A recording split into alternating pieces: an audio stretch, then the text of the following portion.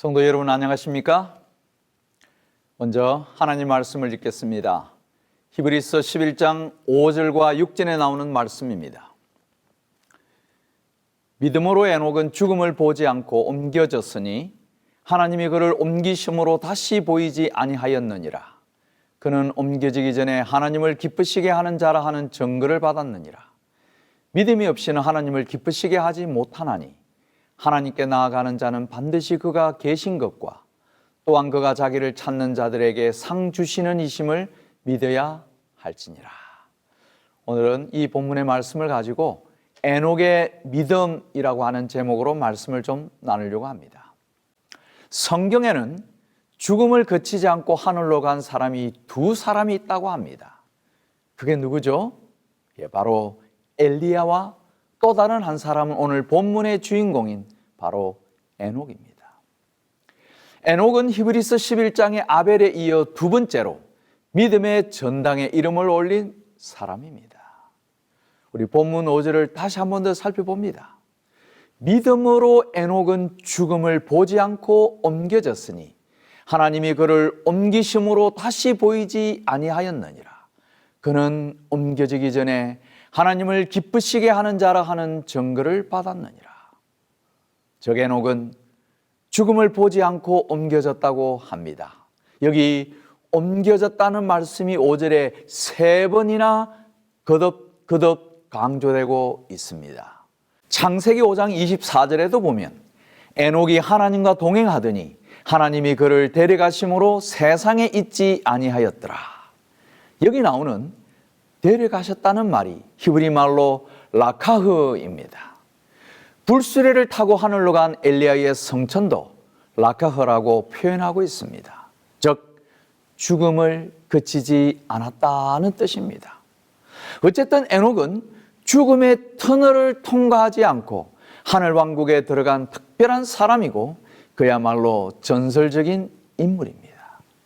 그럼 여기서 우리는 어떻게 에녹이 그 죽음을 맛보지 않고 하늘로 바로 갈 수 있었는가? 도대체 그 비결이 무엇입니까? 여기 히브리서 11장 5절 후반부 다시 살펴봅니다. 그는 옮겨지기 전에 하나님을 기쁘시게 하는 자라 하는 증거를 받았느니라고 합니다. 에녹이 하나님을 기쁘시게 했기에 하나님이 그에게 죽음을 그치지 않는 보상을 주셨다는 겁니다. 그렇다면 여러분, 어떻게 하면 우리는 하나님을 기쁘시게 할 수 있습니까? 히브리서 11장 6절 믿음이 없이는 하나님을 기쁘시게 하지 못하나니. 우리가 여기서 다시 한 번 더 에녹의 성천에 대한 비견을 정리해 본다면 첫째, 하나님을 기쁘시게 하는 자라고 했습니다. 두 번째는 믿음이 없이는 하나님을 기쁘시게 할 수 없다. 여러분, 그 믿음이란 어떤 믿음입니까? 우리는 다시 한 번 더 에녹에 가졌던 그 믿음. 첫 번째, 하나님의 심판을 믿는 믿음임을 저는 감히 여러분에게 말씀드리고 싶습니다. 에녹은 당시의 세상을 향해 하나님의 심판을 외쳤다는 것이며 이것이 하나님을 기쁘시게 한 것임을 우리는 알 수 있습니다. 다시 말하면 에녹이 가졌던 믿음은 하나님께서 훗날 이 세상을 심판하신다는 사실을 확신했던 믿음입니다. 그리고 그 믿음이 하나님을 기쁘시게 했고 그래서 그는 죽음을 거치지 않고 지상에서 천국으로 옮겨졌습니다. 유다서 1장 14절에서 15절에 나오는 말씀입니다. 아담의 7대 손 에녹이 이 사람들에 대하여도 예언하여 이르되 보라, 주께서 그 수만의 거룩한 자와 함께 임하셨나니 이는 무사람을 심판하사 모든 경건하지 않은 자가 경건하지 않게 행한 모든 경건하지 않은 일과 또 경건하지 않은 죄인들이 주를 거스려 한 모든 완악한 말로 말미암아 그들을 정죄하려 하심이라 하였느니라. 우리는 여기서 다시 한 번 더 에녹의 하나님의 심판을 믿는 믿음이라고 하는 것을 말씀드리고 있는데요. 잠시 에녹의 가족 이야기를 소개하지 않을 수 없습니다. 여러분, 에녹의 아들이 누구죠? 바로 머두셀라입니다. 머두셀라의 특징은 무엇입니까? 그는 성경 인물 가운데서 최장수한 사람 아닙니까? 몇 살까지요? 예, 그렇습니다. 969세까지 장수를 누렸던 에녹의 아들 머두셀라. 근데 이 아들 머두셀라라는 이름은 오랜 랍비들의 전승에 의하면은 이 이름은 사실 아버지 에녹이 아들의 이름을 장명했다기보다는 지극히 하나님께서 장명해서 주신 계시적인 이름이라고 말하고 있습니다. 왜 그러죠? 머두셀라라는 이름의 뜻은 무엇입니까? 머두셀라의 이름의 뜻은 참 아이러니하게도 그가 죽으면 심판이 임한다는 뜻입니다. 여러분 한번 생각해 보시기 바랍니다. 아버지가 어떻게 아들의 이름을 네가 죽으면 심판이 임한다 라고 하는 이름을 어떻게 그렇게 지을 수 있겠습니까? 그러므로 다분히 이 이름에는 하나님의 계시적인 뜻이 포함되었다는 것을 그래서 우리는 알 수 있는 것입니다. 그럼 여기서 우리는 정말 이 이름의 예언이 성취되었는지 아닌지 우리가 또 잠시 살펴볼 필요가 있습니다. 정말 머두셀라가 죽었을 때에 이 땅에 심판이 임했을까요? 이제 잠시 성경에 소개하고 있는 족보를 우리가 한번 잠깐 살펴보도록 하겠습니다. 머두셀라의 아들은 라멕이라고 하고 라멕의 아들이 바로 노아입니다. 그러니까 에녹으로부터 머두셀라, 라멕, 노아의 순으로 성경에 이 족보는 그렇게 이어져 가고 있습니다. 여러분이 도표를 보시면은 여러분 보시는 것처럼 머두셀라가 187세에 아들 라멕을 낳았습니다. 그리고 이 라멕은 182세에 노아를 낳았고요. 이때의 머두셀라의 나이가 369세입니다. 그리고 노아가 500세 되던 해에 셈과 함과 야벳을 낳았다고 창세기 5장 32절에 말하고 있습니다. 이때의 머두셀라의 나이가 869세입니다. 그로부터 노아의 500세 이후에 100년 후인 600세에 창세기 7장 6절에 홍수가 시작되었습니다. 다시 말하면 이때 머두셀라의 나이가 969세가 되는 거죠. 그렇다면 과연 머두셀라는 방주를 탔을까요? 성경은 안타깝게도 그 부분에 대해서 침묵을 지키고 있습니다. 창세기 7장 13절에 그날에 노아와 그의 아들 셈, 함, 야벳과 노아의 처와 세 자부가 다 방주로 들어갔다라고 이야기하고 있으며 사도 베드로는 베드로전서 3장 20절에 방주에서 물로 말미암아 구원을 얻은 자가 몇 명뿐이니 겨우 8명이라. 다시 말하건대 머두셀라는 홍수가 나던 해 홍수 심판 직전에 숨을 거둔 것이 분명합니다. 또 그의 이름의 뜻, 그가 죽으면, 즉 머두셀라가 숨을 거두면은 심판이 임한다. 하나님의 홍수 심판이 임할 것이 이 이름 속에 담겨 있게 되었던 것입니다. 여러분 정말 놀랍지 않습니까? 하나님께서 무려 천여 년 전, 969년 전에 에녹의 가정에 태어난 아들에게 이 이름을 주시면서 세상에 심판이 임할 것이라는 약속을 주셨는데, 그리고 아버지 에녹은 그 계시적인 이름 하나를 믿고서 세상을 향해 담대히 하나님의 심판을 전하게 된 것입니다. 그리고 무두셀라가 죽게 되자 그의 이름 그대로 홍수 심판이 세상에 임하고 하나님의 예언이 성취가 된 것을 우리는 알게 됩니다. 사랑하는 여러분, 우리는 예수 그리스도의 재림을 기다리는 백성입니다. 예수님께서 성경에 이렇게 말씀하셨습니다. 마태복음 24장 37절에 노아의 때와 같이 인자의 임함도 그러하리라고 말씀했습니다. 24장 42절과 43절에 그러므로 깨어 있으라. 어느 날에 너희 주가 임할런지 너희가 알지 못함이니라. 24장 44절 이러므로 너희도 예비하고 있으라 생각지 않은 때에 인자가 오리라. 오늘 에녹이 969년 전에 아들 모두셀라에게 주신 예언적 이름을 의지하여 하나님의 심판을 믿었던 것처럼 이제 다시 오실 우리 주 예수 그리스도의 재림을 믿는 믿음을 가지고 살아가시는 우리 사랑하는 모든 주의 백성들이 되시기를 이 시간에 간절히 바랍니다. 여러분, 에녹이 가졌던 두 번째 믿음은 무엇입니까? 저는 그것을 감히 하나님과 동행하는 믿음이라고 소개하고 싶습니다. 첫 번째 믿음은 하나님의 심판을 믿었던 믿음이라면 에녹의 두 번째 우리가 본받아야 할 교훈의 믿음은 하나님과 동행하는 믿음. 여기 창세기 5장 22절과 24절에 에녹은 모두셀라를 낳은 후 300년을 하나님과 동행하며 에녹이 하나님과 동행하더니 하나님이 그를 데려가심으로 세상에 있지 아니하였더라. 여러분, 에녹은 어떻게 300년 동안이나 하나님과 동행할 수 있었을까요? 3년, 30년도 아닌 300년 동안이나 말입니다. 이게 정말 가능하다고 여러분 믿어지십니까? 동행하다라는 말은 행동을 같이 하며 살아간다는 그런 말입니다.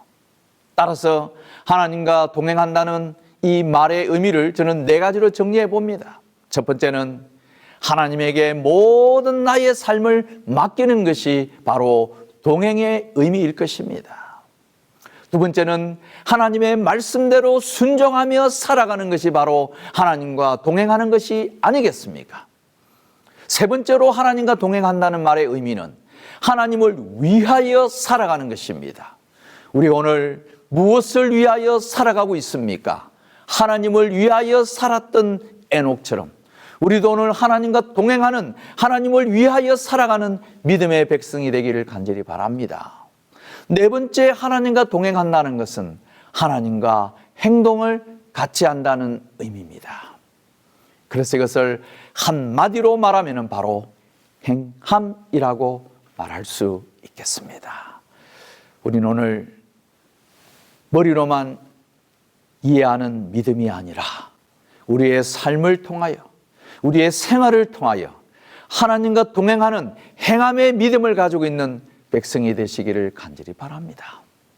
히브리서 11장 6절, 믿음이 없이는 기쁘시게 못하나니 하나님께 나아가는 자는 반드시 그가 계신 것과 또한 그가 자기를 찾는 자들에게 상 주시는 이심을 믿어야 할지니라. 오늘 이런 에녹의 믿음을 통하여 부디 기억해야 할 것은 여기 히브리서 11장 6절의 말씀처럼 하나님께 나아가는 사람은 반드시 그가 하나님이 계신 것과 하나님은 살아계신 분이라는 사실을 우리는 기억하고 기억해야 할 것입니다. 아벨과 에녹과 노아가 믿었던 그 하나님, 아브라함과 이삭과 야곱의 하나님이신 그 하나님을 오늘 우리는 기억해야 할 것입니다. 그 하나님이 오늘도 살아계셔서 여러분과 저의 삶을 주관하시고 이끄시고 계심을 믿고 믿으시게 되기를 간절히 바랍니다. 우리가 여기서 또 하나 기억해야 할 것이 있다면 바로 자기를 찾는 자들에게, 즉 하나님을 찾는 자들에게 하나님은 상 주시는 이심을 믿으시기 바랍니다. 여러분, 이 말씀을 믿으십니까? 사실 우리가 하나님께 무슨 상을 받는다는 게 실감이 나지 않고 또 현실감이 없다고 생각하는 경우가 대단히 많지만은 성경에는 상급에 대한 이야기가 이런 감동적인 기밀이 굉장히 많이 소개되고 있음을 기억하길 바랍니다. 예컨대 잠언 11장 18절입니다. 악인의 삭은 허무하되 의를 뿌린 자의 상은 확실하니라. 오늘 여기 솔로몬 왕은 우리에게 악인의 삭은 이 세상에서 많은 것을 움켜쥐는 듯해 보이지만은 그것은 의미 없이 사라질 것이지만 오늘 의의 마음을 가지고서 우리가 뿌리는 상들은 확실할 것이라고 이야기했습니다. 그러므로 예수님께서는 산상보훈 마태복음 5장 12절에 기뻐하고 즐거워하라 하늘에서 너희의 상이 큼이라. 오늘 우리 주님께서 우리에게 분명하게 약속하셨습니다. 오늘 하늘에서 우리의 상급이 분명히 클 것이라고 말씀하고 있습니다. 우리가 이 말씀으로 위로받고 용기를 얻고 다시 한 번 더 앞으로 전진하는 하나님의 백성이 되어야 할 것입니다. 골로새서 3장 24절에 사도 바울은 말하기를 이는 유업의 상을 주께 받을 줄 알미니 너희는 주 그리스도를 섬기느니라. 우리가 누려야 할 상급 중에 하나가 유업의 상입니다. 상속받을 상급이 우리 주님께로부터 우리에게 주어진다는 사실을 기억하면 좋겠습니다. 사도 바울은 계속해서 빌립보 3장 14절에 푯대를 향하여 그리스도 예수 안에서 하나님이 위에서 부르신 부름의 상을 위하여 쫓아가노라.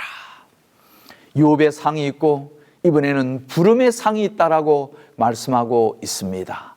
때때로 우리의 신앙이 흔들리고 때때로 우리가 여러 가지 시험 가운데 빠질 때마다 오늘 우리를 부르신 우리 주님 하나님의 은혜를 생각하시면서 그 부름의 상을 위하여 앞으로 나아가는 우리 믿음의 백성들이 되기를 간절히 바랍니다. 디모데후서 4장 8절에 이제 후로는 나를 위하여 의의 면류관이 예비되었으므로 주 곧 의로우신 재판장이 그날에 내게 주실 것이니 내게만 아니라 주의 나타나심을 사모하는 모든 자에게니라. 의의 면류관이 예배해져 있다라고 말씀했습니다. 이것이 비단 어디 저에게만 주어질 일이겠습니까? 나와 더불어 나의 사랑하는 모든 가족들과 자녀들에게도 이 주의 나타나심을 사모하는 모든 자에게 의의 면류관이 주어질 것을 말씀하고 있습니다. 사도 베드로는 베드로전서 5장 4절에 그리하면 목자장이 나타나실 때 시들지 아니하는 영광의 면류관을 얻으리라. 여러분이요, 우리가 정말 하나님의 살아계심을 우리가 믿을진데 하나님께서는 반드시 그와 같은 자들에게 상급을 주시겠다고 약속하셨는데 여기 오늘 베드로는 우리에게 영광의 면류관을 허락해 주실 거라고 말씀하고 있습니다. 사도 요한은 요한계시록 2장 10절에 내가 죽도록 충성하라. 그리하면 내가 생명의 면류관을 내게 주리라. 여러분이시여, 오늘 우리에게 의의 면류관, 영생의 면류관, 생명의 면류관, 여러 가지의 면류관을 우리에게 주실 하늘의 상급으로 우리를 위로하고 격려한다는 사실을 기억하시고 다시 한 번 더 오늘 우리의 믿음을 추스리고 우리 주님과 더불어 동행하는 우리 하나님의 심판이 있음을 기억하고 우리 당당하게 말씀 위에 약속 위에 굳게 살아가게 되기를 간절히 바랍니다. 화이프인은 교회정은 9권 41페이지에 말씀하기를 그대 자신을 하나님의 사업에 완전히 바치라. 그분께서는 그대들의 힘이시다. 그러므로 그분께서는 그대들의 오른편에 앉으셔서 그분의 자비로운 계획을 이루도록 그대들을 도와주실 것이다. 여러분이요, 오늘 우리에게 얼마나 힘이 되는 말씀입니까? 오늘 우리의 오른편에 우리 주님이 오셔서 우리를 도와주시겠다고요. 자비로운 계획을 이루도록 우리를 도와주실 것이라고 말씀하고 있습니다. 계속해서 그리스도인 선교봉사 266페이지에 하나님께 봉사하는 것은 헛수고가 아니다. 그의 봉사사업에 자기의 생애를 바치는 자들을 위하여 귀중한 보상이 있다. 여러분 어떻게 생각하십니까?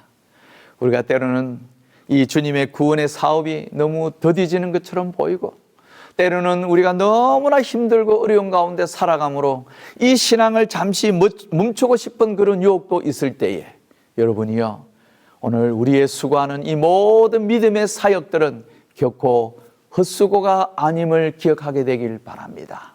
우리 주님 오시는 날 착하고 충성된 종으로서 우리를 반드시 호명하여 주시고 그분의 준비된 하늘 만찬에 우리를 초청하실 것을 기억하게 되기를 간절히 바랍니다. 사랑하는 성도 여러분, 우리는 참 많이 바쁜 시대에 살아가고 있습니다. 그래서 다들 한결같이 어린이는 어린이들대로, 청소년들은 청소년대로, 우리 연로하신 어른들대로 시간이 없다라고 말씀합니다. 정말 그렇습니다. 우리는 바쁘기 거지없고 그러다 보니 시간이 없습니다. 시간이 없는 관계로 우리는 자연스럽게 하나님 말씀을 읽고 그것을 묵상하는 그와 같은 기회가 사라져가기 십상입니다. 기도하는 일들이 더뎌지고 교회를 참석하는 일들이 점점 아주 늦춰지고 미뤄지고 때로는 그것을 잊어버리고 사라지게 됩니다. 더구나 코로나 바이러스 이 팬데믹 이후로 점점 교회 가는 일들이 발걸음이 무거워져 가고 있는 이때에 부디 오늘 다시 한번 우리 에녹의 믿음을 기억해 주시게 되길 바랍니다.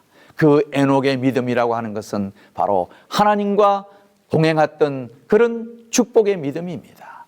단단한 믿음을 가슴에 품고 다시 한 번 더 하나님의 신실한 백성 되었다는 사실을 기억하시면서 오늘 주님의 더불어 살아가는, 말씀으로 더불어 살아가는 우리 에녹과 같은 믿음을 가지고 살아가는 우리 하나님의 신실한 재림 성도 되시기를 간절히 바라면서 말씀을 마치도록 하겠습니다.